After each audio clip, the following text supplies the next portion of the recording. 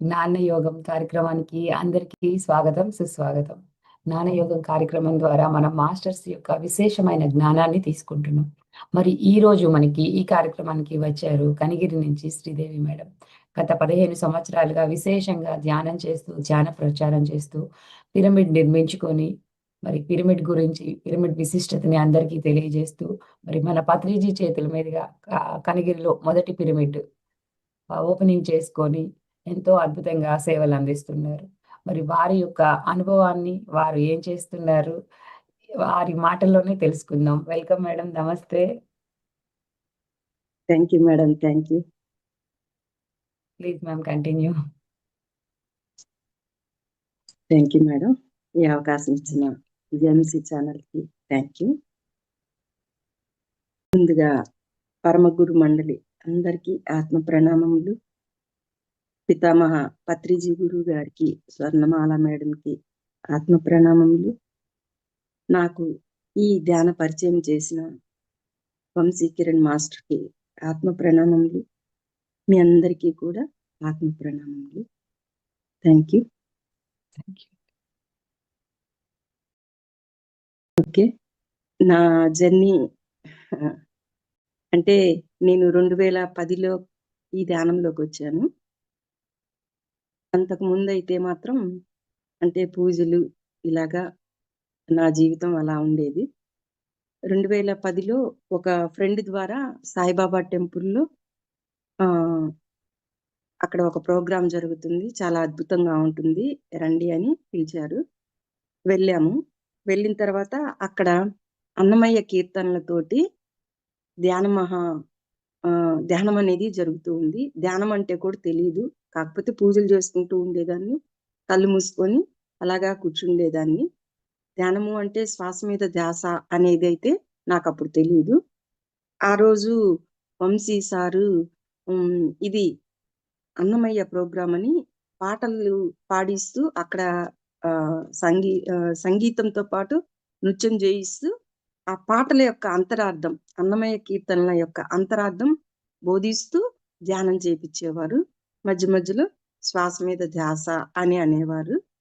అలా చేస్తూ ఉన్న టైంలో నేను అక్కడికి వెళ్ళి కూర్చొని కాసేపు అలా కళ్ళు మూసుకొని శ్వాస మీద ధ్యాస అంటే ఏంటో తెలియదు అప్పటికి. వాళ్ళు చెప్తూ ఉన్నాక అప్పుడు గమనించా అన్నమాట. లోపలికి శ్వాస మీద ధ్యాస అనేది గమనిస్తూ అన్నమయ్య పాటలు వింటూ నానాటి బతుకు నాటకము కానక కన్నది కైవల్యము అనే అన్నమయ్య కీర్తనకి అంతరార్థం చెప్తూ మనం ఈ భూమి మీదకి ఒక నాటకంగా వచ్చాము, నాటకం వేసుకొని వెళ్ళిపోతాము, అనుభవ జ్ఞానం పొంది వెళ్ళిపోతాము అని అలాగా అంతరార్థం చెప్తూ అద్భుతంగా ధ్యానం చేయించారు.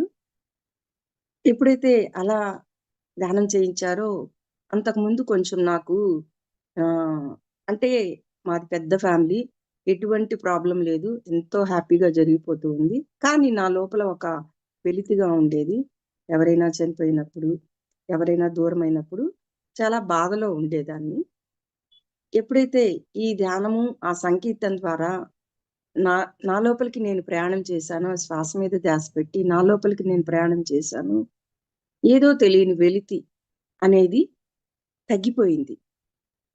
విపరీతమైన ఆనందం అనేది కలిగింది. చాలా హ్యాపీనెస్ వచ్చింది. ఆ 10 నిమిషాల ధ్యానానికే నాకు చాలా హ్యాపీనెస్ వచ్చి బాడీలో అంతా ప్రతి అణువు కూడా వెయిట్లెస్ అయిపోయింది. చాలా వెయిట్లెస్ అయిపోయింది. ఎంతో తేలిగ్గా ఉంది, ఎంతో అద్భుతంగా హాయిగా అనిపించింది. మైండ్ అంతా ఎంప్టీ అయిపోయింది అనమాట. అది కొత్తగా ఉంది. ఆ 10 నిమిషాల ధ్యానానికే నాకు లోపల కొత్తగా అనిపించింది. ఎప్పుడైతే ఆ కొత్తగా అనిపించిందో, ఏంటి ఇది, ఎప్పుడు నేను ఈ అనుభూతిని పొందలేదే, ఎంత పూజలు చేసినా, ఎంత చేసినా కానీ ఈ అనుభూతిని పొందలేదే, ఇదేదో చాలా వింతగా ఉంది, చాలా అద్భుతంగా ఉంది అని అనిపించింది. అప్పుడు ఇంకా సరే ఇదేదో బాగుంది, కంటిన్యూ చేద్దాం, కొంచెము బాడీ కూడా హెల్దీగా అనిపించింది అనమాట. అందుకని ఇక అక్కడ దీన్ని చెయ్యాలి అనే ఉద్దేశం పెట్టుకున్నా. సరే కళ్ళు మూసుకొని కూర్చుంటే ఏమొస్తుంది, శ్వాసను గమనిస్తే ఏమొస్తది? కానీ ఏదో వచ్చింది అనైతే అర్థమైపోయింది. సరే వచ్చిన అనుభూతిని ఎందుకు పోగొట్టుకోవాలి? దీన్ని కంటిన్యూ చేద్దాం. అక్కడ ఇంక మాస్టర్స్ చెప్తారు గదా! ఇలా మీరు 41 రోజు ధ్యానం చేయండి. ఆహ్, హ్మ్, ధ్యానం అనేది సర్వరోగ నివారిణి, సకల భోగకారిణి, సత్యజ్ఞాన ప్రసాదిని అని వాళ్ళు చెప్తూ ఉన్నారు. అంటే దీనిలో ఏదో ఉంది. దీన్ని దీన్నేంటో పట్టుకోవాలి. దీన్ని చెయ్యాలి అని అనిపిచ్చింది. ఆ టైంలోనే మా పిల్లలు 10థ్ క్లాస్ అయిపోయి ఇంటర్‌కి జాయిన్ అవ్వాలి. వేరే ఊరికెళ్ళి జాయిన్ అయ్యి హాస్టల్స్‌లో ఉండాలి. ఇయన్నీ కూడా కొంచెం ఆ బాధ పిల్లల మీద అటాచ్‌మెంటు ఇలాంటియన్నీ ఉండేయి. అయన్నీ తేలిగ్గా అనిపిచ్చింది. ఏమనిపిచ్చలా. వాళ్ళక్కడికి వెళ్తారు అన్నా గాని ఏమనిపిచ్చలా. చాలా తేలిగ్గా ఉంది. అదే అరే! ఇదేంటి అంతకుముందేమో ఒక బరువుగా, ఒక బాధగా అనిపిస్తుంది. ఇప్పుడేమీ అనిపిచ్చట్లేదే అని చెప్పి నేను దాన్ని కంటిన్యూ చేశాను. అక్కడే బాబా టెంపుల్‌లోనే వాళ్ళు 41 రోజు ధ్యానమనేది పెట్టేసేశారు. నేనింకా నాకు లోపల తపన ఎక్కువైంది. లేదు ఇదేంటో తేల్చుకోవాలి. ఇదేంటో అద్భుతంగా ఉంది. ఈ ప్రయాణంలో వెళ్లి చూడాలి. ఇదేదో కొత్తగా ఉంది అని చెప్పి నేను ఆ 41 రోజు కంటిన్యూగా బాబా గుడికి వెళ్లి బాగా మంచి ఎండల టైము ఏది పట్టించుకోలేదు. ఇంట్లో సపోర్ట్ గూడా పిల్లలు కూడా అసలకి నేను వెళ్ళి వస్తూ ఉన్నా గానీ, దాదాపు గంట సేపు ధ్యానం చేయించి, మళ్ళీ ఒక మాస్టర్‌తో సత్సంగం జరిపేది. అలా వచ్చేవాళ్ళం. వస్తూ ఉంటే ఇంక నాకి ఇంటి దగ్గర చుట్టుపక్కల వాళ్ళతో ఎవ్వరితో సంబంధం లేకుండా అలా వెళ్ళిపోవాలి అనిపిచ్చేది. అలా 41 రోజు వెళ్ళి నా నా లోపల అంటే అంతకుముందు కొంచెం కాళ్ళు నొప్పులుగా, ఏదైనా కొంచెం పని జేస్తే అలసటగా అట్లా అనిపిచ్చేది. ఏదో బాధగా, వెలితిగా అన్ని రకాలుగా ఉండేది. నేనెక్కువ మాట్లాడననమాట అంతకుముందు. సైలెంట్‌గా ఉంటూ ఉండేదాన్ని. నా పని నేను జేసుకుంటూ పిల్లల మీద వాటి మీద వీటి మీదే పెట్టుకుంటూ వెళ్ళిపోయేదాన్ని. కానీ ఇక్కడ ఏదో కొత్తగా ఉంది. చాలా అద్భుతంగా ఉంది. లోపల నుంచి ఏదో తెలియజేస్తుంది ఇన్నర్ వాయిస్ అని చెప్పి, ఆ 41 రోజు ఎప్పుడైతే ధ్యానం చేసి మాస్టర్స్ అందరూ వారానికొకళ్ళు ఎవరో ఒకరు మాస్టర్స్ వచ్చేవాళ్ళు. వాళ్ళెలా వచ్చేవారో కూడా తెలీదు. ఎవరు పిలిచేవాళ్ళో కూడా తెలీదు. కానీ అక్కడ సత్సంగాలు జరుగుతూ ఉండేవి. అలా జరుగుతూ ఉన్న క్రమంలో ఆ అనుభూతిని పొందుతూ నా బాడీలో ఆహ్, చేంజెస్ అంటే ఆ కాళ్ళు నొప్పులు గానీ, అలసట గానీ ఏమీ ఉండేవి కాదు. ఎంత పని జేసినా అలా ఇంకా యంగేజ్‌లో గదా! ఉంటే ఎలా ఏ పెయిన్ లేకుండా ఎలా ఎళ్తామో అలా వెళ్ళేదాన్ననమాట. అట్లా వెళ్తూ ఉన్న క్రమంలో తర్వాత ఆ టెంపుల్‌లో ఆపేశారు. అప్పుడు మా ఊర్లో లేదనమాట. ఈ ధ్యానం అనేది ఏమీ లేదు. ఇంక నాకు తపన పెరిగింది. అయ్యో! ఇది ఆపేస్తే నేనెట్లాగా? నేనేం చేయాలి? అని ఆ తపనగా అనిపిచ్చింది. తపనని తీర్చుకోవాలంటే ఇక్కడేం లేదు గదా! శ్వాస మీద ధ్యాస, ధ్యానం చేయించటం, మ్యూజిక్ పెట్టటం. ఇంకా అక్కడ చెప్తూ ఉండేవాళ్ళు సామూహిక ధ్యానము ఇంకా అద్భుతమైన శక్తినిస్తుంది అని చెప్పటం వల్ల నేనేం చేశానంటే, మా ఇంటి దగ్గర ఉన్న వాళ్ళందరిని పిలిచి ఇలా ధ్యానం చేసుకుందాం. అంటే అంతకుముందు ఏ పూజలైనా, ఏ స్తోత్రాలు చేసినా, పారాయణాలు చేసినా, ఇళ్ళ దగ్గర అందరిని పిలిస్తే అందరూ వచ్చేవాళ్ళనమాట. అలాగే ఈ ధ్యానము అనేది పెట్టిన తర్వాత కూడా, అప్పుడు గూడా దాదాపు 60, 70 మంది మా ఇంటికొచ్చేవాళ్ళు. అందరిని పిలిచేదాన్ని. ప్రతి ఇంటికి వెళ్లి పిలిసొచ్చేదాన్ని. వాళ్ళందరూ వచ్చి కూర్చొని ధ్యానం చేస్తూ చాలా బావుందండి. ఇదేంటి చాలా బావుంది. మ్యూజిక్ పెడితే అలా చేస్తే చాలా బావుంది అనేవాళ్ళు. నాకేమి తెలియనట్టుండేదాన్ని. అలాంటి దాన్ని గూడా నేను సత్సంగం నేను కూడా ఏదో ఒకటి చెప్తూ ఉండేదాన్ననమాట. మరి అది నాకు తెలీదు. కానీ నా లోపల నుంచి ఆ జ్ఞానం అనేది అందిస్తూ వచ్చేదాన్ని. వాళ్ళప్పుడు చాలా మ్యూజిక్ బావుంది. ధ్యానం బావుంది. మీరు చెప్తూ ఉంటే చాలా అద్భుతంగా ఉంది. హ్మ్. అని వాళ్ళు గూడా డైలీ వచ్చేవాళ్ళనమాట. అలా 41 రోజు సాధన మా ఇంట్లో కంటిన్యూషన్ జరిగింది. అలా జరుగుతూ మా ఫ్రెండ్స్ నాకెవరైతే పరిచయం చేసిందో ఆ ఫ్రెండు ఒక ట్రిప్‌కెళ్ళింది. ఆ ట్రిప్ నుంచి వచ్చిన తర్వాత ఆవిడ, ఇంకొక మేడము ముగ్గురం కనెక్ట్ అయిపోయాము. ఎప్పుడైతే కనెక్ట్ అయిపోయామో, ఇక లేదు దీన్ని వదిలిపెట్టకూడదు ఈ ధ్యానాన్ని అని చెప్పి ధ్యాన ప్రచారం ఊర్లో అందరికీ పిలుస్తూ ఇంటింటా ధ్యానాలు పెడుతూ అలా డెవలప్ చేసుకుంటూ వెళ్ళిపోయేవాళ్ళం. మొదట్లో అనేవాళ్ళు. "మీకెందుకు? మీకు నచ్చినప్పుడు మీరింట్లో చేసుకోవచ్చు గదా! మళ్ళీ ఎందుకు బయటికి వెళ్ళటం లేడీస్" అని అనేవాళ్ళు. కానీ తపన అనమాట. నేనింత బాగున్నాను, నేనింత హ్యాపీగా ఉన్నాను, దీని ద్వారా నాకు ఆరోగ్యం బావుంది, మనసు తేలికైంది, ఇంత అద్భుతమైన ప్రక్రియని నేనెందుకు ఆపాలి? దీనివల్ల ఏ నష్టము లేదు, ఇక్కడ ఏ డబ్బులు వసూలు చేసేది లేదు అనని చెప్పి మేము అలా ముగ్గురం ఏమ అంటే అన్నారులే అనే ధ్యాసతో అలా వెళ్ళేవాళ్ళం. కొత్తల్లో పడతాయి ప్రతి ఒక్కరి మీద. లేడీస్ అనంగానే ఇబ్బంది పడుతూ ఉంటారు. కానీ అవన్నీ ఏం పట్టించుకోకుండా అలా నా ప్రయాణమైతే మొదలైంది. అలాగా ధ్యాన ప్రచారం మొదలైంది. శాకాహారాలీలు తెలియకుండానే మాస్టర్స్ వచ్చేవాళ్ళు. ఏదైనా క్లాసెస్ అయితే మా ఇంట్లో అప్పుడు జరుగుతూ ఉండేయి. ఏ క్లాసెస్ పెట్టినా మా ఇంట్లో గాని, టెంపుల్‌లో గాని అలా క్లాసెస్ పెడుతూ ఉండేవాళ్ళం. మాస్టర్స్ వచ్చేవాళ్ళు. భోజనాలు అయన్నీ చేస్తూ ఉన్న మా హస్బెండ్ అయితే బాగా సపోర్ట్ చేసేవాళ్ళు. ప్రతిదానికి సరే, ఓకే అని సపోర్ట్ అయితే చేసేవాళ్ళు. ఇట్లా ధ్యాన ప్రచారము, శాకాహార ర్యాలీలు అన్నీ జరుగుతున్న సమయంలో పత్రిస్ సారు ఓంకారేశ్వర పిరమిడ్ అని మా ఊరికి దగ్గరలో ఉంది. అక్కడికి పత్రిస్ సార్ వచ్చారని చెప్పి వెళ్ళామనమాట. వెళ్ళిన తర్వాత అక్కడ పత్రిస్ సార్‌ని ఫస్ట్ టైమ్ చూడటము. తెలియని ఆనందం. ఒక ఆత్మీయుడు హ్మ్. దగ్గరగా ఉంటే ఎలా ఉంటదో అలా అనిపిచ్చింది. పత్రి సార్‌తో మాట్లాడటం జరిగింది. "సార్ మా ఊరికి రండి" అంటే, "వస్తాం, మీ ఊరికి ఎందుకు రాము" అనన్నారు. అలా అలా జరుగుతూ ఉన్న క్రమంలో ఇంకా దాన్ని వదిలిపెట్టలేదనమాట. ఈ ధ్యాన ప్రచారము ఇవేమి వదిలిపెట్టకుండా చేస్తూ వచ్చేదాన్ని. పిరమిడ్ కట్టిచ్చాలి అనే కోరిక 2010లోనే వచ్చింది. కానీ వచ్చింది. కానీ కంటిన్యూగా అలానే ఉండిపోయాము. చేస్తూ ఉన్నాము. ఎప్పుడైతే ఈ ధ్యాన ప్రచారము, శాకాహార ర్యాలీలు అలాగే ఇంకా కంటిన్యూ అది డెవలప్ అవుతూ వస్తుంది. జనమంతా దానికి అట్రాక్ట్ అయిపోయారు. బాగా క్లాసెస్‌కి వచ్చేవాళ్ళు. ఆహ్, ధ్యాన మహాయజ్ఞం మనకి అమరావతిలో 2010లో జరిగినప్పుడు మొదటి ధ్యాన మహాయజ్ఞానికి అక్కడికి వెళ్ళాము. అక్కడికి వెళ్ళినప్పుడు పత్రి సారు "మీ ఊరికి కూడా వస్తాము" అని ధ్యాన జగత్తులో వేసేశారు. మేమప్పుడు అనుకున్నాం, ఇదేంటి చేసేది మేమైతే మాకు తెలియకుండానే ధ్యాన జగత్తులో అలా ఎలా ముందే చూసారా ధ్యాన జగత్తులో మీ ఊరికొస్తున్నాను అని అన్నారు. మాకొక డేట్ ఇచ్చేశారు. ఇదేంటి మమ్మల్ని ఎవరిని అడగకుండా అసలు ధ్యాన జగత్తులో ఎలా వేశారు అని ఒక మిరాకిల్ లాగా అనిపించిందనమాట. ఎందుకంటే ఆ కనిగిరిలో చేసేది మేమే అనమాట అప్పుడు. ఓకే. సరే వస్తున్నారు. మరి దీన్ని ఎలా చెయ్యాలి అని వేరే మాస్టర్స్‌ని అందరిని అడిగినప్పుడు, వంశీ సార్‌ని వీళ్ళందరిని అడిగినప్పుడు, సప్తాహం అని 7 రోజుల కార్యక్రమం పెట్టుకొని, రోజుకొక మాస్టర్‌ని పిలిచి, చివరిలో పత్రిజీ గారిని పిలవండి. పత్రిజీ గారొస్తారు.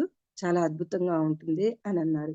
అప్పుడు సప్తాహం అనే కార్యక్రమం పెట్టుకొని, ఆ బాబా టెంపుల్‌లోని 6 రోజులు కంటిన్యూ సీనియర్ మాస్టర్స్ అందరూ రోజుకొక మాస్టరొచ్చి అద్భుతంగా క్లాస్ జరిపితే దాదాపు 300 మంది పైగా వచ్చేవాళ్ళనమాట. వచ్చి ఆ క్లాసెస్ విని అలా వచ్చారు. చివరి రోజు పత్రి సార్ వచ్చిన రోజు చాలా పెద్ద గాలి, వాన. అసలు ఈ ప్రోగ్రామ్ జరుగుద్దా అన్నంతగా అక్కడ ఉంది. కానీ 1000 మందికి పైగా వచ్చారనమాట. పత్రిజీ గురువుగారు వచ్చిన రోజు. అంత గాలివానలో కూడా ఎక్కడ పెద్ద ధ్యాన ప్రచారము ఎంత చేయకపోయినా గానీ 1000 మందికి పైగా కనిగిరికొచ్చారు. కళ్యాణ మండపంలోకొచ్చి సారు ఫ్లూట్ మ్యూజిక్‌తో అద్భుతంగా జ్ఞానాన్ని అందించి పత్రిజీ గురుగారు వచ్చారు. అలాగా రావటం అనేది మొదలైంది. మాస్టర్స్ అంటే ఎక్కడో మారుమూలలాగా ఉన్న మా ఊరికి గురువులు రావటం, మాస్టర్స్ రావటము, ఇలాగా కంటిన్యూగా జరుగుతూ అద్భుతంగా ఉంది. అలా చేస్తూ వచ్చేవాళ్ళం. చేస్తూ ధ్యాన ప్రచారం చేస్తూ, శాకాహార ర్యాలీలు చేస్తూ, చుట్టుపక్కల గ్రామాలకు వెళ్తూ, అలాగే ఇంటింటా ధ్యానాలు చేపిస్తూ, మా లేడీస్ మందరం కలిసి, అలా చేస్తున్న క్రమంలో మనకి ఈ, ఈ పిరమిడ్ కట్టించాలి అనే కోరిక కూడా ఏర్పడిపోయింది. సంకల్పం అయితే జరిగిపోయింది. ఇక్కడ మా ఊరికి దగ్గర నందనమారళ్ళ అని అక్కడ ఒక టెంపుల్ ఉంది. అక్కడ ఒక పిరమిడ్ అనేది పెద్ద పిరమిడ్ ఏర్పడిపోయింది. హ్మ్. ఆ పిరమిడ్ ఏర్పడిపోయినాక అక్కడికి పత్రి సార్ వచ్చారనమాట. శివోహం అని కార్యక్రమం పెట్టారు. చాలా అద్భుతంగా 2 సంవత్సరాల పాటు శివోహం అనే కార్యక్రమం కనిగిరి గ్రామంలో జరగటం అనేది చాలా చాలా వండర్‌గా అనిపిచ్చింది. 10,000 మందితోటి ఆ శివోహం కార్యక్రమంలో పత్రి సార్ తోటి అద్భుతంగా జరిగింది. ఎంతోమంది సీనియర్ మాస్టర్స్ చుట్టుపక్కల గ్రామాల నుంచి అక్కడికి వచ్చి ఆ ధ్యాన పరిచయం అనేది ఇంకా ఇంకా విస్తృతమైపోయిందనమాట. అలా అయిపోయిన తరువాత ఇక మనకి ఇంకా లోపల ఆత్మ అనేది ఊరుకోదు కదా! ఆత్మ చైతన్యం విస్తృతమయ్యే కొద్దీ ఏమవుతుంది? ఈ జ్ఞానం పంచాలి, ధ్యానాన్ని తెలియచేయాలి అనే కార్యక్రమం అనేది ఇంకా ఇంకా డెవలప్ అవుతూ ఉండేదనమాట. లోపలికి తెలియకుండా ఎవరో ఒకరు వచ్చేవాళ్ళు. సపోర్ట్ చేస్తూ ఉండేవాళ్ళు. అన్నీ ఒక మిరాకిల్స్‌లా జరిగిపోతూ ఉండేది. ఒకరోజు నాకు ఒక డ్రీమొచ్చింది. ప్రతిసారి మా ఇంట్లోకొచ్చినట్టుగా, ఆ ఉయ్యాల్లో కూర్చున్నట్టుగా, అలా తిరుగుతున్నట్టుగా డ్రీమొచ్చింది. లేవంగానే నేననుకున్నా, ఆ! డ్రీమొచ్చింది. ఇదెలా జరుగుద్ది? పత్రిజీ గురువుగారు మన ఇంటికి రావటం ఏంటి? ఇదెలా జరుగుద్ది అని అనుకున్నాము. కానీ కొద్ది రోజుల తర్వాత ఎమ్మెల్యే ఎలక్షన్స్ అని పీఎంసీ వాళ్ళ తరఫున ఎమ్మెల్యేగా పోటీ చేస్తారు గదా! దాని తరఫున పత్రిజీ గురువుగారు కనిగిరికి వచ్చారు. వచ్చినప్పుడు వేరే ఇంట్లో అకామిడేషన్ చేశారు. కానీ లాస్ట్ మినిట్‌లో వాళ్ళు మా ఇంటికి మార్చటం అయిందనమాట.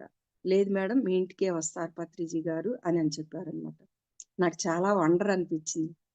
ఇది ఓహో! నాకు డ్రీమ్ వచ్చింది గదా! అది నిజమైనట్లుంది. ఫ్యూచర్ చూసుకున్నానేమో అని అనిపిచ్చింది. అలాగే ఆ రోజు మా ఇంటికొచ్చారు. నైటంతా మా ఇంట్లోనే స్టే చేశారు. చక్కగా జ్ఞానాన్ని అందించి వెళ్ళిపోయారు. అప్పుడు గూడా అడిగారు, "సార్ పిరమిడ్ కట్టించాలని కోరుకుంది" అంటే, "కోరుకున్నావు గదా! వచ్చేస్తుందిలే" అనన్నారనమాట. అలా, అలా జరుగుతున్న సమయంలో నాకు 2010 నుంచి వంశీ సార్‌తో బాగా కనెక్ట్ అయిపోయి ఆ జ్ఞానము అంత సరళంగా, అంత అద్భుతంగా ఒక్కొక్క మాస్టర్‌కి ఒక్కొక్కళ్ళు కనెక్ట్ అవుతారు. ఆ మాస్టర్‌తో నాకు కనెక్ట్ అయిపోయింది. నేను ఏది సమస్య వచ్చినా సార్‌ని అడుగుతూ ఉండేదాన్ని. డౌట్ వచ్చినా అంటే ఇక్కడ క్లాసులు చెప్పటానికి అన్నమయ్య పాటల గురించి గానియండి, లేకపోతే సాయి తత్వం గురించి, అలాగే భగవద్గీత గురించి ఇలా చెప్తూ క్లాసెస్ జరుపుతూ ఉన్న సమయంలో నేను నాకున్న డౌట్సు అయన్నీ సార్ క్లాస్‌లోనే నాకు అర్థమైపోతూ ఉండేదనమాట. క్లారిఫికేషన్ అయిపోతూ ఉండేది. ఇలా ఆహ్, జరుగుతూ ఉంది. ఎప్పుడైతే జరుగుతూ ఉందో చాలా మందికి నేను కౌన్సెలింగ్ ఇవ్వటము, వాళ్ళకి ఈ ఈ బాధల నుంచి అసలెందుకొచ్చాము? ఎందుకు బాధపడుతున్నాం? ఈ కార్యక్రమం అంతా మన లోపల నుంచి మనకి పోవాలంటే ధ్యానం అనేది అవసరము అని కౌన్సెలింగ్ ఇవ్వటం అనేది అది గూడా మొదలు పెట్టేసామనమాట. ఈ పిరమిడ్ అనేది ఎప్పుడైతే ఆ శివోహం కార్యక్రమం జరిగి పత్రి సారొచ్చి అలా వెళ్ళిపోయారు. అలా జరుగుతున్న సమయంలో మేము మా ఇంకా ఒక సెంటర్ అనేది ఏర్పరిచామనమాట. మా లేడీస్‌ని ఒక సెంటర్ లాగా పెట్టి అక్కడ చేద్దాము అని చెప్పి మేమే అలా అమౌంట్ ఏసుకొని ఒక సెంటర్ ఏర్పరిచేసి క్లాసెస్ వచ్చిన వాళ్ళకి అది ధ్యాన పరిచయం చేయించటము అలా చేస్తూ ఉన్నాము. తరువాత మా అమ్మ వాళ్ళ ఇంటి మిద్ది పైనే ఆత్మ విజ్ఞాన కేంద్రము అని చెప్పి మళ్ళీ అది ఒకటి ఓపెన్ చేసామనమాట. అప్పుడు ఇంకా డెవలప్ అయింది. ప్రతి ఆదివారము దాదాపు 100 మంది, 150 మంది అలా వచ్చి అక్కడ క్లాస్ జరిగేది. వన్ డే వర్క్‌షాప్ జరిగేది. అక్కడే భోజనాలు గూడా పెట్టిస్తూ ఉండేవాళ్ళం. అలా నేనైతే పిల్లలు గూడా కాలేజీల్లో చదవటానికి వేరే ఊర్లో ఉన్నారు. ఇంక ఇబ్బంది లేదు. మేమిద్దరమే ఉన్నాము ఇంటి దగ్గర. అప్పుడు వంట చేయటానికి కూడా హెల్ప్ చేయటానికి మార్నింగే 9 గంటలకే వెళ్లి అక్కడ హెల్ప్ చేస్తూ ఉండేదాన్ని. అంటే ఇంట్లో మన వంట ఇద్దరికి, ముగ్గురికి, నలుగురికి చేసుకుంటాం. అక్కడికెళ్ళాక 100 మందికి వంట ఎలా చేయాలి అనే అనుభవ జ్ఞానం కూడా ఆ వంట చేయటం ద్వారా వచ్చేసింది. అంటే ఏదైనా నేర్చుకోవటం అనేది మనం ముందుకు వెళ్తూ ఉంటేనే నేర్చుకోగలం అనేది అర్థమైపోయిందనమాట. అంటే ప్రతీదీ నేర్చుకోవటం కోసమే భూమి మీదకొచ్చాము అన్న అవగాహన పెరిగింది. ఎప్పుడైతే అవగాహన పెరిగిందో అంటే ధ్యాస పెరిగింది. ఆలోచనల మీద ధ్యాస పెరిగింది. మాట మీద ధ్యాస పెరిగింది. చేసే పని మీద ధ్యాస పెరిగింది. ధ్యాస ఉంచుతున్నాం. గతంలో ఏంటి? ధ్యాస ఒక రకంగా ఉండేది. ఏదో చేస్తున్నాం, ఏదో ఉంటూ ఉన్నాం. కోపమొస్తుంది. ఇప్పుడు ఏంటి? కోపమొస్తుంటే, కోపమొస్తుందనే ఆలోచన అర్థమవుతుంది. ద్వేషంతో ఉంటే, ద్వేషంతో ఉన్నాము అన్న ఆలోచన అర్థమవుతుంది. అంటే ప్రతి దాని మీద ధ్యాస అనేది దాని మీదకి వెళ్ళిపోతుందనమాట. అంటే శ్వాస మీద ధ్యాస ఎట్లయితే పెట్టామో, ఒక్కటే మన మనసు ఏం చేస్తుంది? ఒక్కటే పట్టుకుంటది. ధ్యాస పెట్టామనుకోండి, శ్వాస మీద ధ్యాస ఉంటుంది. లేదనుకోండి, ఆలోచనల వైపు వెళ్తుంది. అప్పుడు అర్థమైతుందనమాట. అంటే మన మనసు దేని మీద ఉంచుతామో, దాని మీదే ఉంటుంది. ఏకాగ్రతగా ఉంటుంది. కేంద్రీకృతం అవుతుంది అనేది అర్థమైపోయిందనమాట. ఎప్పుడు అర్థమైపోయిందో, అప్పుడు అన్నీ అర్థమవుతూ ఉన్నాయన్నమాట. నేనేం ఆలోచన చేస్తున్నాను? ఏం మాట్లాడుతున్నాను? ఎదుటి వాళ్ళు చెప్పేది ఎలా వింటున్నాను? దాన్ని ఎలా యాక్సెప్ట్ చేస్తున్నాను? దాన్ని ఎలా వ్యతిరేకిస్తున్నాను? అనేది ప్రతి ఒక్కటి అర్థమవుతూ వస్తుంది. ఎప్పుడైతే మనకి అర్థమైందనుకోండి, చెడుని పట్టుకోకూడదు అన్నప్పుడు చెడుని వదిలేస్తాం. మంచిని పట్టుకోవాలి అన్నప్పుడు మంచిని తీసుకుంటాం. అట్లాగా ఇక్కడ నెగెటివ్ ఏందా? పాజిటివ్ ఏందా? నా లోపల పాజిటివ్ ఏంటా? నా లోపల నెగెటివ్ ఏంటా? అనేది ఇక్కడ మనకి అర్థమవుతూ ఉందన్నమాట. అర్థం కానప్పుడు ఏమవుతుంది? గందరగోళంలో ఉంటాం. ఇది డిసైడ్ చేయాలా? అది డిసైడ్ చేయాలా? వాళ్ళని పట్టుకోవాలా? వీళ్ళని పట్టుకోవాలా? అనుకుంటాం. కానీ మనకు అర్థమైనప్పుడు, మన లోపలే అర్థమైనప్పుడు, ఇది మంచి, ఇది చెడు, ఇది ధర్మం, ఇది అధర్మం అర్థమైనప్పుడు, అప్పుడు అదే పట్టుకుంటామనమాట. మరి అదే పట్టుకున్నప్పుడు, ఈ నెగెటివ్ అంతా మన లోపలికి ఎళ్ళదు. ఎప్పుడైతే ఎళ్ళదనుకోండి, పాజిటివ్ వైపే ఎళ్తాము. ఎవరు ఏది చెప్పినా, మన చుట్టూ ఉన్నదంతా కూడా మాస్టరీనే. ప్రతి ఒక్కర్లలో నుంచి మాస్టరీ అనేది ఉంది. నువ్వు ఎప్పుడైతే నెగెటివ్ వదులుతావో, వాళ్ళలో నుంచి మాస్టరీ అనేది పట్టుకుంటావో, అప్పుడు నీకు అందరూ గురువులే. నీ చుట్టూ ఉన్న ప్రపంచమంతా గురువే అనేది అర్థమైందనమాట. అవగాహనొచ్చింది. అంతకుముందు వినేవాళ్ళం కాదు. వీళ్ళేందబ్బా! వీళ్ళేందేందో చెప్తూ ఉంటారు. విసుగొస్తుంది అని అనుకునేవాళ్ళం. ఇప్పుడేంటి అట్లా విసుగు రావట్లా, కోపం రావట్లా, ద్వేషం రావట్లా, అసూయ రావట్లేదు. ఎవరు ఏది చెప్పినా, ఓహో! వీళ్ళ అవగాహన ఇలా ఉంది. వీళ్ళ అవగాహన ఇలా ఉంది. వీళ్ళ లోపల నుంచి మనం ఇది తీసుకోవాలి. ఎవరన్నా వచ్చి మనకి చెడు కంప్లెయింట్లు ఇయన్నీ చెప్తూ ఉన్నారనుకోండి. వెమ్మటే లోపల నుంచి ఇన్నర్ ఏం చెప్పుద్దంటే, వాళ్ళలా ఒక్క నిమిషం మాట్లాడంగానే అర్థమైపోద్ది. ఓహ్! ఈళ్ళలో నుంచి కంప్లెయింట్ ఒస్తుంది. ఇప్పుడు నువ్వు దీని నుంచి బయటపడాలంటే ఏం చేయాలి? ఇప్పుడు ఎదురుగా మాట్లాడుతూ ఉంటారు. మరి మాట్లాడుతున్నప్పుడు కట్ చేయలేం కదా! కానీ అంతకుముందు కట్ చేయలేకపోయేవాళ్ళం. ఇప్పుడు కట్ చేయగలుగుతున్నాం. ఏంటి ఎమ్మటే నెగెటివ్ వస్తుందనుకోండి, ఎమ్మటే ఓకే మేడం చాలా చెప్పారు. సరే నేనొకటి చెప్తాను వినండి. నేను ఒక ధ్యానము అని చేస్తున్నాను. శ్వాస మీద ధ్యాస. దీని ద్వారా చాలా అద్భుతంగా ఉంది. అనారోగ్యం పోతుంది. ఆ! హ్యాపీగా ఉండగలుగుతాము. అంటే వాళ్ళు ఏదైతే సమస్యతో నెగెటివ్‌తో మాట్లాడుతుండ్రో ఇది పోతుంది అని ఎప్పుడైతే మాటల్ని డైవర్ట్ చేసి వాళ్ళకి ఈ ధ్యానం అనేది అంటించటం అనేది నేర్పిస్తూ కట్ చేయటం అనేది నేర్చుకోగలుగుతున్నా నేను. అంతకుముందు కట్ చేయటం చేత కాదు. వాళ్ళేమనుకుంటారో మనం మాట్లాడుతూ ఉన్నప్పుడు వింటూ ఉండాలి గదా! అనుకుండేవాళ్ళం. కానీ ఇప్పుడు వినట్లా. వినకుండా ఎమ్మటే కట్ చేసి, వాళ్ళని గూడా సరైన మార్గంలో ఒకళ్ళేదన్నా వచ్చి మాట్లాడుతూ ఉన్నారనుకోండి, సరే ఓకే అండి. కాసేపు ధ్యానం చేసుకుందాం. కళ్ళు మూసుకొని కూర్చోండి అని అనంగానే ఏమవుతుంది, చేసేవాళ్ళేమో చేస్తారు. ఒకవేళ ఇంట్రెస్ట్ లేదనుకో, అమ్మ వీళ్ళింటికి పోతే ధ్యానం గురించి, ఆ జ్ఞానం గురించి అది మాత్రమే మాట్లాడతారు. ఇంకా కంప్లైంట్లు ఇట్లాంటివి ఏం వాళ్ళు వినరు అని చెప్పి రావటం ఆపేశారనమాట. చూడండి. అంటే ఆ నెగెటివ్ గూడా రావటం అనేది ఆగిపోతుంది. అంటే మన లోపల ఎప్పుడైతే ప్రతి ఒక్కటి నువ్వు ఏది చేస్తే అది పొందుతావు. సృష్టిలో ఏది ఇస్తే అది వస్తుంది తిరిగి. ధర్మం ఇస్తే ధర్మం వస్తుంది. అధర్మంలో ఉంటే అధర్మం వస్తుంది. పాజిటివ్ ఉంటే పాజిటివ్ వస్తుంది. నెగెటివ్ చేస్తే నెగెటివ్ వస్తుంది. అంటే చివరికి నువ్వు ఏ విత్తనం నాటితే అదే మొక్క వస్తుంది అన్న జ్ఞానము ఎప్పుడైతే అర్థమైపోయిందో, ఇక ఆ అవేర్‌నెస్ పెరిగింది. లోపల అవేర్‌నెస్ పెరిగింది. వెంబటే ఇన్నర్‌లో నుంచి ఏయ్! అది నెగెటివ్ వింటున్నావు. అది పాజిటివ్ వింటున్నావు. ఇక్కడ ఇంత అద్భుతంగా ఉంది. ఇక్కడ ఇలా మాట్లాడాలి. ఇక్కడ ఇలా ఉండాలి. ఇక్కడ ఈ ఆలోచన చేయాలి. లోపల ఇన్నర్‌లోనే అర్థమైపోతూ ఉంది. ఆపేస్తుందనమాట.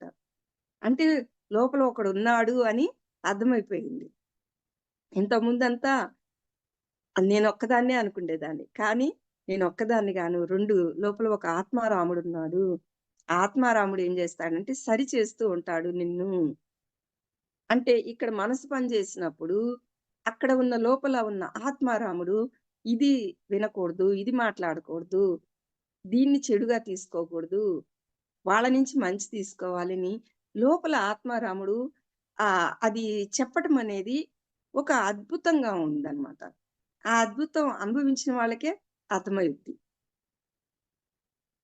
ఎప్పుడైతే ఇలా ఇన్నర్ వాయిస్ అనేది చెప్తూ ఉందో, నీ ప్రయాణం ఇలా ఉండాలి. కొంచెము మనసు అంటే మనకి మనసు పనిచేస్తుంటది గదండీ మళ్ళీ. మనసు, బుద్ధి అనేయి అన్నీ మళ్ళీ అంటే ఈ ఇంద్రియాలనేయి మళ్ళీ యాక్టివేట్ అవుతూ ఉంటాయి. ఆ యాక్టివేట్ అయినప్పుడు లోపల ఉన్న అంతరాత్మ ఏం చేస్తదంటే ఇంద్రియాల్ని అన్నిటిని బ్యాలెన్స్ చేసి అలా ఉండకూడదు, ఇలా ఉండాలి, ఇలా ఉండాలని లోపల చెప్తూ ఉంటది. నేననుకుంటూ, లోపల ఆపేవే ఎంతసేపు చెప్తూ ఉంటావే? ఏం చెప్తూ ఉన్నావు? ఏం చెప్తూ ఉన్నావు? అని నేననుకుంటూ ఉండేదాన్ననమాట. కానీ లోపల ఇన్నర్ వాయిస్ అయితే మాత్రం ఊరుకోదు. చెప్తూనే ఉంటది. ఇట్లాగా ఇన్నర్ వాయిస్‌ని అర్థం చేసుకోవటము, ప్రతి ఒక్కళ్ళని అర్థం చేసుకోవటము, కోపమొస్తుంటే కోపాన్ని అర్థం జేసుకోవటము, ద్వేషాన్ని అర్థం జేసుకోవటం. ఇది ప్రతి ఒక్కటి అర్థం చేసుకుంటూ వెళ్ళిపోతున్నప్పుడు ఏమవుతుంది, ఒక బ్యాలెన్స్‌గా ఉంటామనమాట. ఎమోషన్ లేకుండా ఒక బ్యాలెన్స్ స్థితిలో ఉంటాం. ఎప్పుడైతే ఆ బ్యాలెన్స్ స్థితిలో ఉన్నామనుకోండి, అవగాహన స్థాయి పెరుగుతూ ఉంటది. విస్తృతమవుతూ ఉంటది. బ్యాలెన్స్ లేనప్పుడు ఏమవుతుందంటే, ప్రతి ఒక్కరిది మనకి నెగెటివ్‌గా అనిపిస్తూ ఉంటది. ఎప్పుడైతే బ్యాలెన్స్ సమస్థితిలో ఉన్నామనుకోండి, అక్కడ మనకి అర్థమయ్యి దీన్ని ఇలా చెయ్యాలి. దీనికి ఇలా రియాక్ట్ అవ్వకూడదు. దీనికి ఇలా రియాక్ట్ అవ్వాలి అనే కోణం మనలో పెరుగుతూ ఉంటదనమాట. ఇది కేవలము దేని ద్వారానే రాలేదండి. నా అంతరాత్మలోకి నేను ప్రయాణం చేసి శ్వాస మీద ధ్యాసతో నా అంతరంగంలోకి నేను ప్రయాణం చేసినప్పుడు మాత్రమే ఇది జరుగుతుంది అనేది ప్రతి ఒక్కళ్ళు గుర్తుపెట్టుకోవాలి. నాలో ఏ గుణాలున్నాయి? చెడు గుణాలున్నాయా? సద్గుణాలున్నాయా? గుణాన్ని మార్చుకుండేదెవరు? బయటోళ్ళొచ్చి మార్చరు గదా! నీ గుణాన్ని నువ్వే మార్చుకోవాలి. నిన్ను నువ్వే మార్చుకోవాలి. మనం ఎప్పటికీ అనుకుంటాం వాళ్ళని మార్చాలి, వీళ్ళని మార్చాలి, పక్క వాళ్ళని మార్చాలి అనుకుంటూ ఉంటారు. ఎవ్వరిని ఎవరు మార్చలేరు. నీకు నువ్వుగా మారాలి అనుకుంటేనే నువ్వు మారతావు. నాకు నేనుగా మారాలి. నేను ఈ గుణాలతో ఉండకూడదు. సద్గుణాలతో ఉండాలి. ద్వేషాన్ని, అసూయని తీసేయాలి. అందరూ ఒక్కటే అన్న భావంతో ఉండాలి. ఏకత్వంతో ఉండాలి అంటే ఉండాలి అనుకుంటేనే గదా! నేను అలా ఉండగలిగేది. కాబట్టి ఎవరికి వాళ్ళే మారాలి అనేది పెట్టుకున్నప్పుడు ఎవరిని వాళ్ళే ఉద్ధరించుకోగలుగుతారన్నమాట. భగవద్గీతలో చెప్తారు గదా! "ఉద్ధరేది ఆత్మనాత్మానం" నిన్ను నువ్వే ఉద్ధరించుకోవాలయ్యా అని చెప్తారు. కాకపోతే మనకి ఎప్పుడైతే ఈ సత్సంగాలు, ధ్యానము, సజ్జన సాంగత్యము, స్వాధ్యాయము, ప్రబోధము ఇది మనం నిరంతరము జీవితంలో ప్రతిరోజు ఒక అలవాటుగా మార్చుకున్నామంటే, మనల్ని మనం బ్యాలెన్స్ చేసుకుంటూ, మనలో ఉన్న ఆ నిధి ఏదైతే ఆ ఆత్మారాముడు, ఆ జ్ఞానం అనేది ప్రతి ఒక్కరిలో ఉంది. దాన్ని బయటికి తీయాలి. ఎక్కడో లోపల ఉంది. ఆ లోపల ఉన్న దాన్ని బయటికి తీయాలి అంటే, మనం నిరంతరం ఈ ఎరుకతో ఉండాలి. మరి ఈ ఎరుకతో ఉండాలంటే ఏం చేయాలి? నిరంతరం ధ్యానం చేయాలి. సజ్జన సాంగత్యం, సజ్జనులతో సాంగత్యం చేయాలి. స్వాధ్యాయం, సెల్ఫ్ చెకింగ్ చేసుకుంటూ ఉండాలి. ప్రబోధాలు వింటూ ఉండాలి. మనకు తెలిసిన జ్ఞానాన్ని, మన అనుభవాల్ని పంచుతూ ఉండాలి.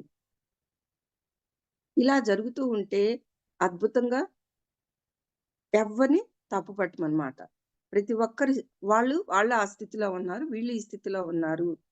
నేను ఈ స్థితిలో ఉన్నాను అనే కోణంలోనే ఉంటాం కానీ, ఎక్కడా ఎక్కువ లేదు, ఎక్కడ తక్కువ లేదు. అంతా సమానమే అన్న కోణంలో మనం వెళ్ళిపోతూ ఉంటాము అనేది అవగాహన అయింది. అలాగే ఇంటి పైన కూడా పిరమిడ్ కట్టించడం అనేది 2021లో పిరమిడ్ కట్టించాము. దానికి పత్రి సారు ఈశ్వర పిరమిడ్ అని నామకరణం చేశారు. ఈ కరోనా వచ్చిన టైంలో మనకి బాగా జూమ్ ద్వారా మనం ఎక్కడికి పోకపోయినా సజ్జన సాంగత్యం అనేది అద్భుతంగా జరగటం అనేది ఆ కరోనా టైంలో మనకి ఇంకా అద్భుతంగా జరిగింది. ఆ టైంలో డ్రీమ్స్ డీకోడింగు అనేది కళల ద్వారా మనం ఆ జ్ఞానం పొందవచ్చు అనేది కర్మల్ని ఎలా క్లియర్ చేసుకోవాలి. మనం ఇప్పుడు ఈ బాధ పడుతూ ఉన్నామంటే గతంలో ఏదో బాధ పెట్టాం గాబట్టే ఈ బాధ. కర్మ అనేది తిరిగి వస్తుంది అనేది తెలుసుకోవటము వంశీ సార్ ద్వారా మేము కళల ద్వారా కర్మల్ని ఎలా క్లియర్ జేసుకోవాలి, ఫ్యూచర్‌లో రాబోయే కర్మలేంటి, ఈ కర్మ సిద్ధాంతం అంతా వంశీ సార్ ద్వారా మేము 2 సంవత్సరాల పాటు ట్రైనింగ్ అనేది అద్భుతంగా జరిగింది. నాకు కూడా 2010లో నేను ధ్యానం చేస్తూ ఉన్నాను. మరి ధ్యానం చేస్తూ ఉంటే అప్పుడు లేదు. 2011లో నాకు కాలు నొప్పొచ్చింది విపరీతంగా. ఆ కాలు నొప్పొచ్చాక చూపిచ్చుకున్నా. చూపిచ్చుకున్నా గానీ తగ్గలేదు. అక్కడైతే ఏమి లేదు ఫాల్టు. మరి ఎందుకు ఈ నొప్పొస్తుంది? నేను బెడ్ మీద నుంచి కూడా దిగలేకుండా అని అప్పుడు నేనేం చేశానంటే, సార్‌ని కాంటాక్ట్ అయ్యి, "సార్ నాకిలా నొప్పొస్తుంది. నేను ధ్యానం చేస్తున్నాను, ఇది చేస్తున్నాను. మరెందుకు?" అని అనంగానే, సరే ఒక బాధొస్తుందంటే ఒక బాధ ఇచ్చుంటాం గదా! దానికి సంబంధించిన కర్మేమైనుందా? నైట్ ధ్యానంలో కూర్చొని క్వెషనేసుకో మాస్టర్స్‌ని అడిగి అనన్నారు. నాకు ఆ రోజే ఒక విజనొచ్చింది. ఒక ఎత్తుటి మనిషి ఒక చిన్న పాప కాలు తొక్కుతూ కనిపిచ్చాడు. విజన్ కనిపించిందనమాట. వెంబటే సారు చెప్పారు. "ఆ పా ఆ ఎత్తుటి మనిషి ఎవరో గాదు. గత జన్మలో నువ్వు ఆ అమ్మాయిని హింసించావు. ఆ కాలు నొప్పి అందుకని ఇక్కడొచ్చింది" అని సార్ చెప్పారు. అదే ఫస్ట్ నా ఎక్స్‌పీరియన్స్ అనమాట. ఆ రోజే ఇంకా విపరీతంగా క్షమాపణ జెప్పుకున్నా. అప్పుడు గతంలో అజ్ఞానంతో నేను చేశాను. ఇప్పుడైతే అలా లేను అని ఆ పాపకి సారీ చెప్పుకుంటూ అలా ధ్యానం చేస్తూ ఉన్న టైంలో నాకు ఆ రోజు సాయంత్రం నుంచే ఆ కాలు పెయిన్ అనేది తగ్గిపోయింది. ఒక మిరాకిల్ లాగా అనిపిచ్చింది. మా ఇంట్లో వాళ్ళు గూడా "అసలేంటి ఇన్ని రోజులు బాధపడ్డ దానివి ఒక్క రోజు లోపలే ఎలా క్లియర్ అయ్యి లేచి నడవగలుగుతున్నావు" అని అనుకున్నారు. అప్పుడు అర్థమైంది. ఓహో! నా బాధకి నేనే కారణం. అది కూడా నా లోపల ఉన్న రియలైజేషను, పశ్చాత్తాపం, పరివర్తన, ప్రాయశ్చిత్తంతో అది క్లియర్ చేసుకోగలము అని కర్మ సిద్ధాంతము, కళల ద్వారా నా కర్మలు నేను క్లియర్ చేసుకోవచ్చు అనే జ్ఞానం ఎప్పుడైతే అనుభవపూర్వకంగా నాకనిపిచ్చింది. అలాగా చాలా సార్లు చాలా అనుభవాలున్నాయన్నమాట. ఒకసారి నడుము నొప్పొచ్చింది. అప్పుడు మళ్ళీ క్వెషనేసుకున్నా. ఎందుకు ఈ నడుము నొప్పి ఇంత విపరీతంగా ఉంది అని క్వెషనేసుకున్నా. కలలో ఒక పాము, ఒక పెద్ద పాముంది. ఆ పాము మీద నేను కూర్చొని దాన్ని నలుపుతూ ఉన్నానన్నమాట. అంటే ఆ పాములో ఉన్న నరాలు కదలటము, ఆ పెయిన్ అనేది నాకు కనిపిస్తూ ఉంది. కనిపిస్తూ ఆ విజన్ కనిపిచ్చింది. వెంబటే అంటే ఈ జన్మలో చేయలేదు. కానీ గత జన్మల్లో మనం చేసిన కర్మలుంటాయి గదా! ఆ పాముకి క్షమాపణ జెప్పుకొని, నిన్ను నేను హింసించాను. నేను ఇంకా ఏ పాములు కనిపించినా నేను చంపనివ్వను అని క్షమాపణ చెప్పుకున్న తర్వాత నాకు వెమ్మటే ఆ నడుము నొప్పి క్లియర్ అయిపోయింది. అలాంటి ఎన్నో ఎక్స్‌పీరియన్స్ ఏ పెయినొచ్చినా గానీ, దీనికి కారణం ఏంటి అని వెనక్కి తిరిగి చూడటము, కర్మలు జూసుకోవటము, కర్మలు క్లియర్ చేసుకోవటం అనేది మా ఇంట్లో మా పిల్లలు, మా వారు, నేను ప్రతి ఒక్కటి ఎన్నో ఎక్స్‌పీరియన్స్ ఉన్నాయండి. ఒకసారి మహాకరుణ యాత్ర పెట్టారు. 300 మందితో మన పీఎంసీ వాళ్ళు. లేహ్ లడఖ్. అక్కడికి పత్రి సార్ గూడా వచ్చారనమాట. అక్కడికి వెళ్ళాము. అక్కడికి వెళ్ళినప్పుడు మనం లేక్ పైకెళ్ళే టైంలో మా బస్సు ఆగిపోయింది. 3 గంటల పాటు అక్కడ ఆగిపోయింది. ఎప్పుడైతే అక్కడ ఆగిపోయిందో బ్రీతింగ్ అనేది చాలా తగ్గిపోయింది. చాలా మంది సిక్ అయిపోయారు బస్‌లో వాళ్ళు. నాకైతే ఇంకా విపరీతంగా సిక్ అయిపోయా. అసలు బ్రీతింగే అందట్లా. అప్పుడు అర్థమైపోయింది. ఓహో! ఇక చివరి స్టేజీ లాగుంది. నేను చనిపోతానేమో అన్న భావన లోపల నుంచి వచ్చింది. ఎప్పుడైతే భావనొచ్చిందో, నేను వెమ్మటే అక్కడ ఆ బస్‌లోనే వంశీ సారు అందరూ ఉన్నారు. సారు కర్మ విపాకం అనేది చేపిచ్చారనమాట. అంటే క్షమాపణ చెప్పించుకోవటం. నేను అనుకున్నా నాకు పిల్లల బాధ్యతలున్నాయి. అలాగే నేను భూమి మీదకి ఈ శరీరంతో వచ్చాను గదా! ఇంకా ధ్యానము, ఇంకా జ్ఞానం పొందాలి. నేనింకా అందరికీ ఈ జ్ఞానాన్ని అందించాలి మాస్టర్స్.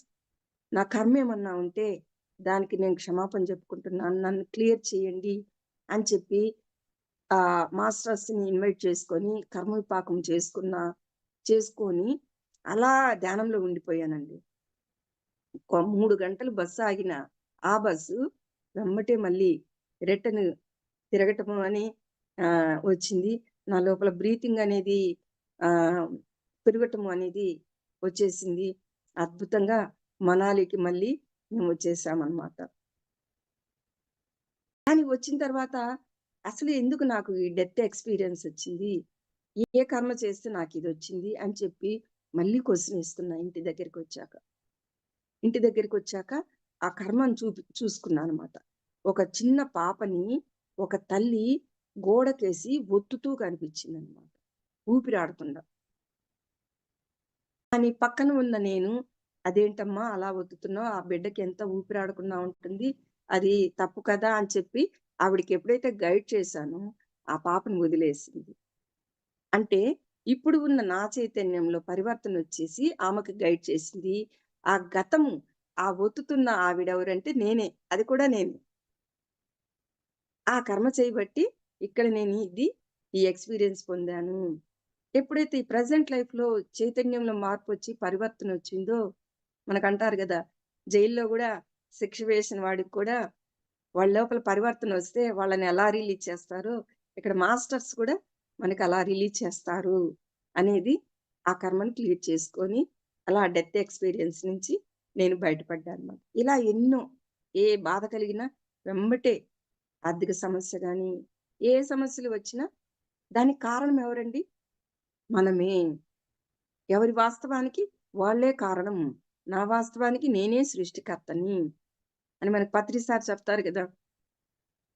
దాన్ని ఫాలో అయ్యానన్నమాట.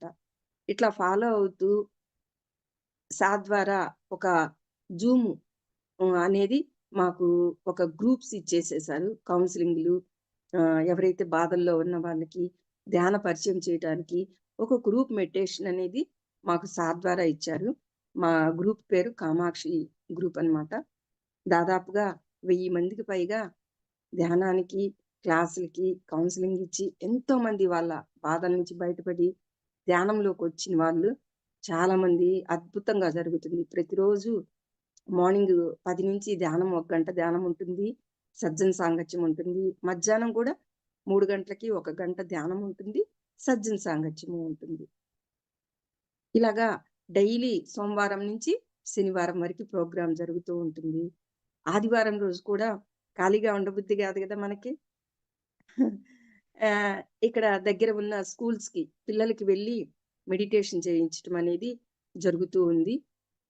దాదాపు 100 మందికి పైగా హాస్టల్ పిల్లలు లేడీస్‌కి అట్లాగా ఎవరికైనా సరే ఎక్కడ పిలిచినా గాని వెళ్లి ధ్యానం చేయించటము, కౌన్సెలింగ్ ఇవ్వటము, వాళ్ళకి అది అలవాటు చేయటం అనేది జరుగుతూ ఉంది. అంటే ఏదైతే మనం హ్యాపీనెస్ పొందామో, ఏదైతే ధర్మంలో జీవించాలి, అసలు మనం భూమి మీదకి ఎందుకొచ్చాము, ఏ ప్రణాళికతో వచ్చాము, దాన్ని ఎలా కంప్లీట్ చేయాలి, ఏం నేర్చుకోవాలి, ఇంకా మనల్ని ఇంకా ఉన్నతంగా మార్చుకోవాలంటే ఏం చెయ్యాలి అనేది ఒక్క ధ్యానం ద్వారానే జరుగుతుంది అన్న అవగాహన ఎప్పుడైతే ఏర్పడిపోయిందో, ఇంకసలు ఏవి అంటుకోవట్లేదండి. వాళ్ళ గురించి, వీళ్ళ గురించి ఏ బర్డన్స్ రావట్లేదు. నా లైఫ్ అయితే హ్యాపీగా జరిగిపోతూ ఉంది. ఎవ్వరు నన్ను డిస్టర్బ్ చేయరనమాట. బంధువులైనా సరే, వాళ్ళు ఫోను చేయటం కూడా వాళ్ళు మెసేజ్ పెడతారు. మాట్లాడొచ్చా అని. అంటే నేను ధ్యాన ప్రచారంలో ఉన్నా, ఈ అమ్మాయిని ఇబ్బంది పెట్టకూడదు. మేం రావట్లేదు. పోనీ ఈమన్నా చేస్తుంది చక్కగా అని చెప్పి ఎవ్వరు నన్ను ఇబ్బంది పెట్టరనమాట. ఎవరు ఫోన్‌లు కూడా చేయరు. తర్వాత చేస్తారనమాట. "నీకు ఖాళీగా ఉన్నప్పుడు నువ్వే చెయ్యి" అనని. అంటే ఫోన్ కాల్ కూడా రాదనమాట మనకి. డిస్టర్బెన్స్ లేకుండా. అంటే మనలో తపన ఎప్పుడైతే ఆహ్, జ్ఞానం వైపు ప్రయాణం చేస్తూ ఉంటదో, ధర్మం వైపు ప్రయాణం చేస్తుంటదో, మనకు చుట్టూ ఉన్న నెగెటివ్ గూడా మనల్ని అంటుకోదు అనేదానికి ఒక ఎగ్జాంపుల్ అనమాట. ఇట్లా అద్భుతంగా పిల్లలైనా సరే, చాలా అద్భుతంగా వాళ్ళది వాళ్ళు క్లియర్ చేసుకుంటుంది. ఎక్కడ నాకు ఎటువంటి ప్రాబ్లమ్ లేకుండా ట్రెక్కింగ్‌లకి వెళ్ళేవాళ్ళం. టూర్‌లకి వెళ్ళేవాళ్ళం. అంతకుముందు నేనెక్కడికి బయటికెళ్ళేవాళ్ళం గాదు.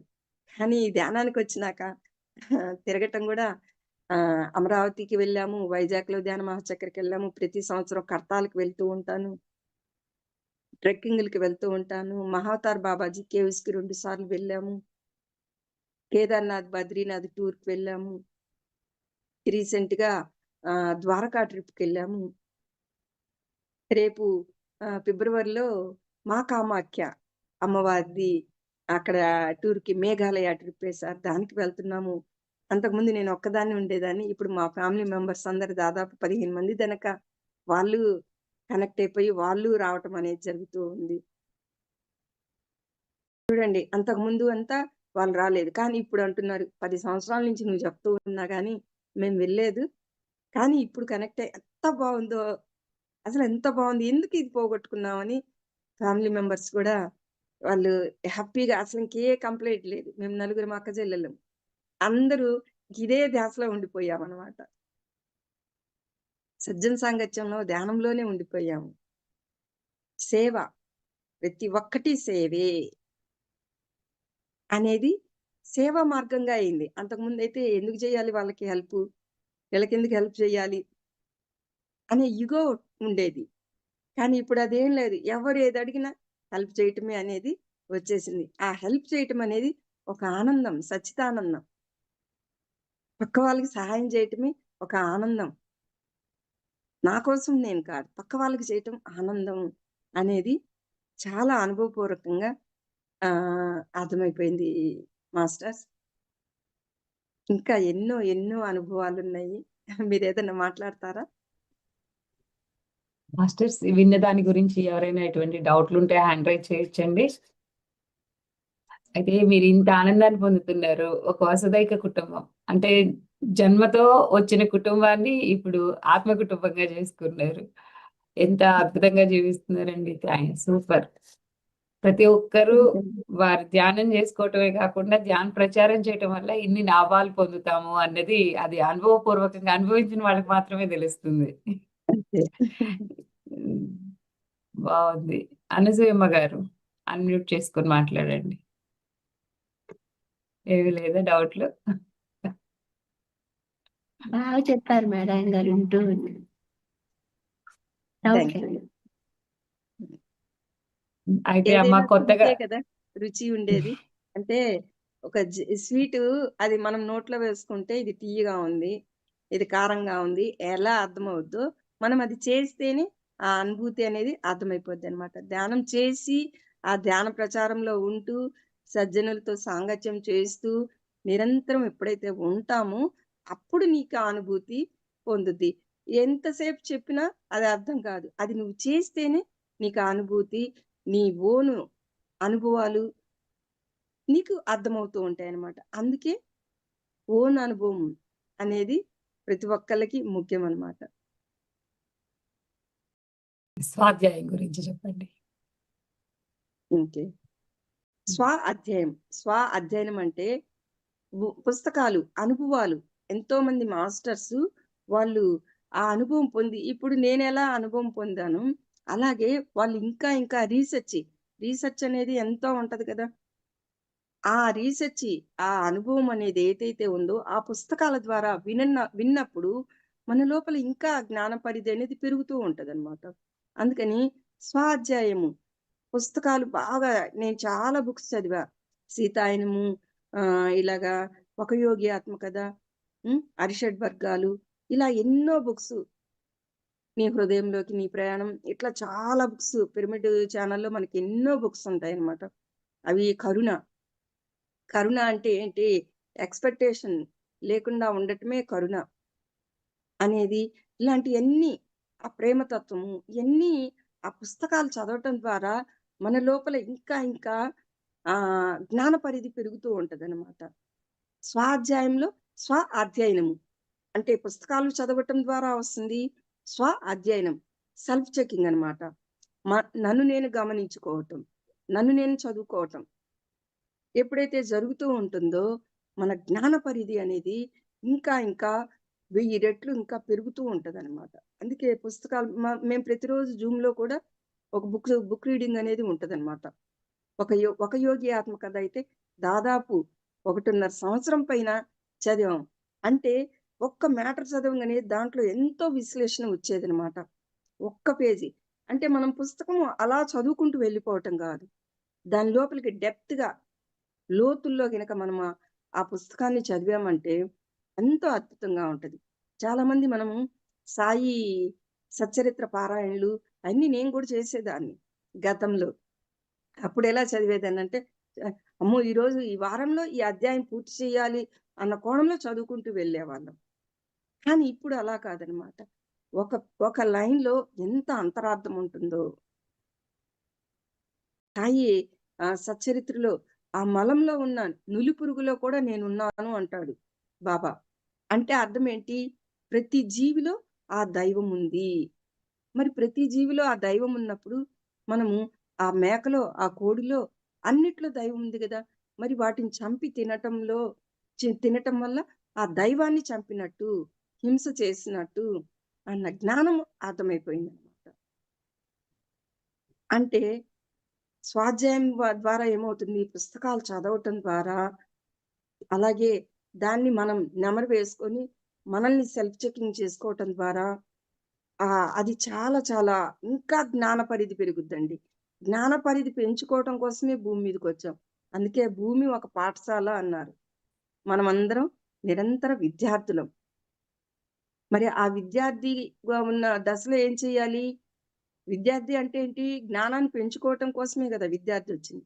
అలాగా ఈ స్వాధ్యాయం ద్వారా ఏమవుతుంది? విద్యార్థి దశ స్టెప్ బై స్టెప్ ఎదుగుతూ ఉంటుంది. అంటే 10థ్ క్లాస్ నుంచి ఇంటర్ నుంచి డిగ్రీ, డిగ్రీ నుంచి పీహెచ్‌డీ లాగా జ్ఞాన పరిధి అనేది పెరుగుతూ ఉంటుంది స్వాధ్యాయం ద్వారా అనేది మనం నేర్చుకోవచ్చండి. పుస్తక పఠనం చాలా చాలా ఇంపార్టెంట్ అన్నమాట. ఖాళీ సమయమంతా పుస్తకాలు చదవాలి. వండర్‌ఫుల్ అండి. పత్రిజీ సూచించినటువంటి మనకి ధ్యానము, స్వాధ్యాయము, సజ్జన సాంగత్యం అన్నది మోస్ట్ ఇంపార్టెంట్. కొత్తగా ధ్యానంలోకొచ్చిన వారికి ఎలాంటి సూచనలిస్తారు? కొత్తగా ధ్యానంలోకొచ్చిన వాళ్ళు పక్క వాళ్ళ అనుభవాన్ని మనం ఇన్‌స్పిరేషన్‌గా తీసుకోవాలన్నమాట. వీళ్ళిది హ్మ్. చెప్తున్నారు, ధ్యానం చేయమంటున్నారు, సజ్జన సాంగత్యం చేయమంటున్నారు. ధ్యానము ద్వారా సజ్జన సాంగత్యం, స్వాధ్యాయం, ప్రబోధం ఈ 4 ఉండాలండి.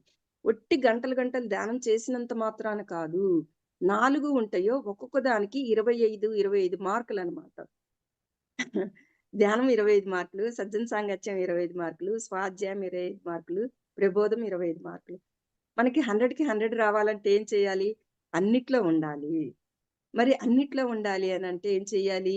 కొత్తగా వచ్చిన వాళ్ళెవ్వరైనా సరే ఈ 4 ఉంటూ ఉండండి. ధ్యానం చేస్తూ ఉండండి. ఎవరైతే సజ్జనులతో ఇప్పుడు చేసేదంతా సజ్జన సాంగత్యమే.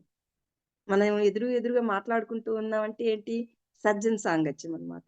అలా ఎవరైతే సజ్జనులు ఉన్నారో వాళ్ళ అనుభవాలను వింటూ, మనము దాన్ని ఇన్‌స్పిరేషన్‌గా తీసుకుంటూ, మనం అలా తయారైపోవాలన్నమాట. నీకు తెలిసింది, నాకు ఏ తెలుసు, బి తెలుసు, కొంత తెలుసనుకోండి, ఆ కొంతే చెప్పండి కొత్త వాళ్ళకి. అలా చెప్తూ ఉంటే ఏమవుతదంటే, మనలో ఉన్న భయాలు పోతాయి. మనలో ఉన్న ఆహ్, స్టేజ్ ఫియరు ఇట్లాంటియి ఎన్నో ఉంటూ ఉంటాయి. ఇంతకుముందు అస్సలు మాట్లాడలేని వాళ్ళం, ఇప్పుడు మాట్లాడగలం. అంటే మన లోపల ఉన్నదంతా క్లియర్ అయిపోద్దనమాట. కొత్త వాళ్ళకి ఆ భయాలన్నీ పోతాయి. అమ్మో! నేను మాట్లాడలేను, నేను బయటికి రాలేను, నేనెక్కడికి వెళ్ళలేను అనే భయాలుంటాయి. ఆ భయాల వల్ల కూడా ఏమవుతుంది, మళ్ళీ ఇంకో జన్మ తీసుకోవాలి అయి క్లియర్ జేసుకోవాలంటే. ఇంకో జన్మతో పని లేకుండా ఈ జన్మలోనే మనం క్లియర్ జేసుకోవచ్చనమాట. అన్ని అడ్డంకులు ఏయైతే మన ఇన్నర్‌లో ఉన్న అడ్డంకులన్నీ క్లియర్ చేసుకోవచ్చు. అసలు భూమి మీదకి ఎందుకొచ్చాను? ఏ ప్రణాళికతో వచ్చాను? ఏం నేర్చుకోవాలి? తృప్తిగా ఉంటాం. ప్రాపంచికంగా తృప్తిగా ఉంటాం. ఆధ్యాత్మికంగా ఎదుగుతూ ఉంటాం. ప్రాపంచికంలో ఎన్ని సమస్యలున్నా గానీ, దాన్ని బ్యాలెన్స్ డీల్ చేసుకునే విధానం మనలో పెరుగుద్దనమాట. అనారోగ్యం వచ్చింది. ఓకే. వచ్చింది పోతుంది. ధ్యానం ద్వారా పోతుంది అని డీల్ చేసుకోగలం. కర్మ సిద్ధాంతం ఉంది. నా కర్మకి నేనే కదా! నా కర్మ క్లియర్ చేసుకోవచ్చు. అన్నీ మనకు తెలుసనుకోండి. సమస్య మనకి, ప్రశ్న మనలోనే ఉంది. సమాధానం మనలోనే ఉంది అని ఎప్పుడైతే తెలిసిందో, ఏ చుట్టూ తిరగక్కర్లా. ఎక్కడికి పరిగెట్టక్కర్లా. నీ లోపలికి నువ్వు ప్రయాణం చేస్తే, నీ సమస్యలు, నీ ప్రశ్నలు, నీ సమాధానాలు అన్నీ నీ లోపలే వచ్చేస్తాయి. ఎక్కడికెళ్ళక్కర్లేదండి. హాయిగా ఇంట్లో కూర్చోవచ్చు. సజ్జన సాంగత్యం ఇంట్లోనే. మనకు ఫోన్లు ఇది కూడా ఒక మాస్టర్స్ గిఫ్టే గదా! జూమ్ ద్వారా ఎక్కడెక్కడోళ్ళమో కలుస్తున్నాం, మాట్లాడుతున్నాం, జ్ఞానాన్ని తీసుకోగలుగుతున్నాం. ఇంట్లోనే కూర్చొని. మరి అన్నీ అందించబడుతున్నాయి. నీకు ప్రకృతిలో అన్నీ అందించబడతాయి. కానీ నువ్వు పట్టుకోవట్లేదు. నువ్వు పట్టుకోవాలంటే ఏం చెయ్యాలి? హాయిగా నీ ఇంట్లోనే కూర్చో, ధ్యానం చేసుకో, సజ్జన సాంగత్యం చేసుకో. అన్నీ నీకు క్లియర్ అయిపోతాయి. అన్నీ క్లియర్ అయిపోతే ఇంక దుఃఖం ఎక్కడుంటుందండి? ఏడుపు ఎక్కడుంటుంది? ఏది ఉంటే అది ప్రసాదం. ఉంటే ప్రసాదం. లేదనుకో ఉపవాసం. అనుకున్నప్పుడు ఏమవుతుంది? హ్యాపీగుండగలం. లేదనుకోండి, నాకు ఎంత ఉన్నా గాని తృప్తి ఉండదనమాట. తృప్తి లేనప్పుడు నరకంగా ఉంటది కదా! ఆ తృప్తి అనేది మన లోపల పెరుగుతూ ఉంటదనమాట. ప్రాపంచికంగా నేనే జన్మ తెచ్చుకున్నానో దాన్ని యాక్సెప్ట్ చేయగలుగుతాను.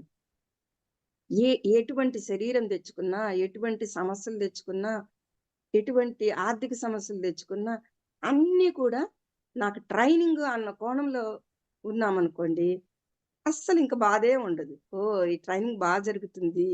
దీని ద్వారా నేను ఇంకా అద్భుతమైన శిల్పంగా తయారవుతాను అనుకున్నాననుకోండి, బాధ రాదు.